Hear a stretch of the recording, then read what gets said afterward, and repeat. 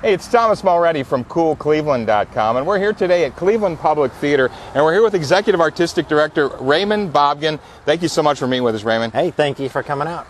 You are getting ready to do your big event of the year. I know you do big events all year long. Yeah, nothing compares to Pandemonium. But Pandemonium. It's crazy. How many years you've been doing this? Your big event, your big benefit? Yep, this is our 9th year doing it. And it is an insane event. Over 200 artists actually volunteer to make it happen. Seriously. And 100 other people, so it's pretty cool. So you are taking over really your entire campus here. You've got a church on your property. You've got a parish hall behind you here. Of course, you've got 2 or 3 theaters in your space. And we use almost the whole space. During Pandemonium, there's like 22 performances going on at any given moment. Wow. It's crazy. It's Pandemonium. That's what we call it. It's a cool night. Yep. And there's lots of great food and drink. Yep. Talk about some of the artists that are going to be here, because a lot of them are artists that you work with throughout the year at CPT. People like Theater Ninjas. Jeremy Paul's going to be doing a piece with a little teepee. Faye Hargate and Joan Hargate are doing this really cool installation piece based on Faye's grandmother. It's called Royal Anne's Preserve. It's a piece you can kind of come inside of, interact with, and go out. And then we have like great dance companies like Verb Ballets, and Inlet will be here, Groundworks. Wow. This is really and they're exciting. doing like little showcases just for a few minutes just here little and there. pieces, just real little pieces. And of course, all the great other performers we have, playwrights, actors.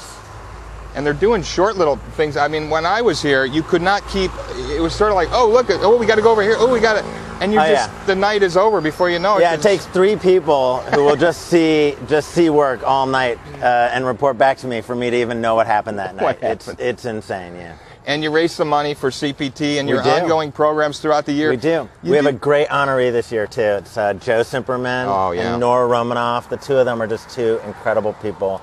And so it's also just an honor to be able to recognize everything they've done. It's true. And the year long, you guys are doing a lot of, I want to call it avant-garde theater. It's theater with an edge. Yep. Well, we're doing, I think, the most adventurous and bold theater in the city. We got 7 world premieres all in one season. I think it's in some ways our most ambitious season. 5 of those are all by local artists, which is really important to us, and 6 of them are something we call devised theater, which is essentially theater that doesn't start with a script, that's actually being developed here in our spaces. So you're working with the artists, they're in residence here, they're working with people, developing what that concept is, what the script is, and you do a lot of focus with local, right? I mean, you do bring in the occasional touring artist. But a big percentage of it is developing local talent. Yeah, we have 5 world premieres in full production by local artists, plus we'll probably have 10, 11 world premieres in workshop in big box, plus we have 6 new scripts being read in our new Springboard series. You know, we just really believe that we have such a wealth of talent here in Cleveland, and in the last 5 years, well, actually by September 15th, in the last 5 years, we'll have 6 shows that we developed here, have gone on to other markets, New York, Toronto, and Minneapolis. So it's also not just about local, but it's also kind of launching those pieces onto other places as well and sharing what we have here. And it's what we believe at Cool Cleveland as well. This is the center of the universe, and we export our culture. We don't import our culture. We're proud of it. You've been here about 5 years now. I've been in this position for 5 years. You've actually just over 5 years. I stage managed my first show in 1991 at Cleveland Public Theater, and this is the place where I did my first professional directing gig, so it's also been my artistic home. And you've seen a lot of changes. We're looking at a new fence that you guys had commissioned here. Well, the Gordon Square Arts District has just been amazing for CPT. We've been able to put new roofs on the building, able to connect the buildings in ways that they weren't before.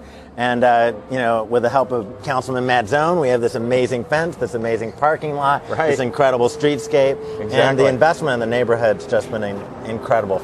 46 new businesses, 47 new businesses have opened up just in the last few years, really because of that effort. And it's really stimulated by the arts. I mean, that's what's interesting is when you and I were working here in the early 90s and even in the 80s, this was not a neighborhood that really anybody visited for too many reasons.